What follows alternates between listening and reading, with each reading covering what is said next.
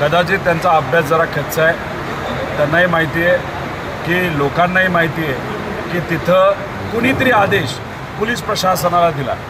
एका बाजूला तुम्ही प्रशंसा देवेंद्र फडणवीसांची करता, देवेंद्र फडणवीस त्यावेळेस कोण होते? तो होम मिनिस्टर होते। तिथं असताना जो पोलीस अधिकारी हा कोणाचाच आदेश तिथं ऐकणार नाही, फक्त होम मिनिस्टरचा आदेश ऐकणार। अख्ख्या जगाने बघितलेलं आहे त्या पोलीस अधिकाऱ्याला वरिष्ठ एका व्यक्तीचा कोणाचा तरी फोन आला आणि होम मिनिस्टर नाही तर त्यांच्या कार्यालयातून कुणी फोन केल्याशिवाय कुठलाही अधिकारी हा तिथं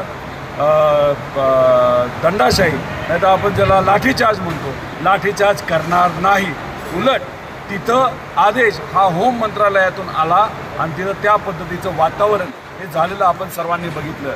गरीब महिला, लहान मुलं मुली, वडीलधारी यांची डोकी फुटलेली ही सगळ्यांनी तिथं बघितलेलं आहे। त्यामुळे कृपा करून कुठल्याही व्यक्तीला किती मोठा नेता असू, कुठल्याही समाजाचा असू, मराठा समाज असो, ओबीसी असो नाही तर कुठेही असो, जर तिथं पोलीस प्रशासनाकडनं रबर बुलेट आणि तिथं लाठीचार्ज झाला असेल त्याचं समर्थन कुणीही करू नये।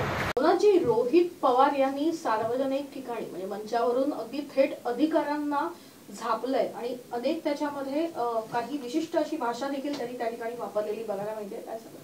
खरं तर रोहित पवार यांचा व्हिडिओ मी आत्ताच बघितला।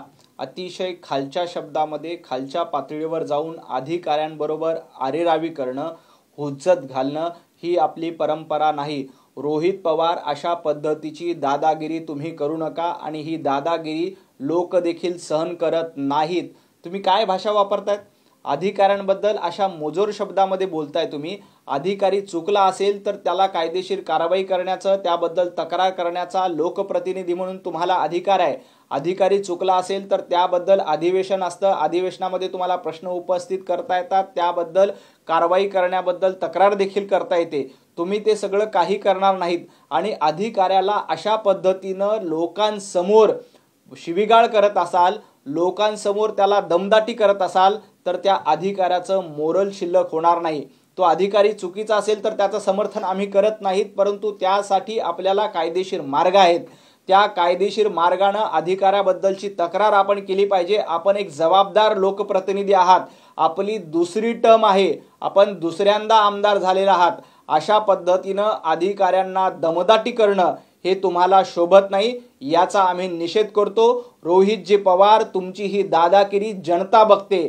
जनतेच्या दरबारामध्ये अशा पद्धतीची दादागिरी तुम्ही करत असाल तर जनता पुढच्या वेळेला तुम्हाला घरी बसवेल। आता देखील अजितदादांच्या आशीर्वादामुळे तुम्ही निवडून आलात हे अजितदादांनी वारंवार सांगितलं आणि अशीच तुमची दादागिरी, अशीच तुमची भाषा, असाच तुमचा उद्धटपणा सुरू राहिला तर जनता पुढच्या वेळेला तुम्हाला निश्चितपणे घरी बसवेल।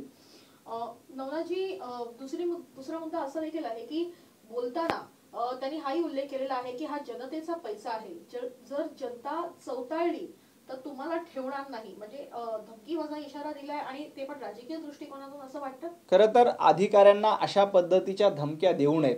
तो अधिकारी चुकीचा असेल, त्यांनी काही चुकीचं काम केलं असेल तर त्याबद्दल रीतसर तक्रार करण्याचा अधिकार तुमच्याकडे आहे। तुम्ही लोकप्रतिनिधी आहात, तुमच्या तक्रारीची दखल विधिमंडळाचा अधिवेशन घेईल, वरिष्ठ अधिकारी घेतील, तुम्ही त्यापैकी काहीही करणार नाही आणि आपली शेरोशायरी करायची डेअरिंग आमच्यामध्येच आहे, दादागिरी आम्हीच करू शकतो, अशा पद्धतीचं भाषण करायचं हे लोक सहन करत नाही। जनतेला अशा पद्धतीची दादागिरीची भाषा कधीही आवडत नाहीत। त्यामुळे रोहित दादा, तुम्ही ही दादागिरी करू नका।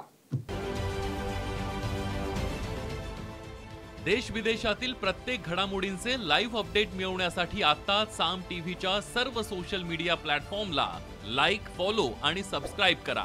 तसंच सर्व नोटिफिकेशनसाठी बेल आयकॉन प्रेस करायला विसरू नका।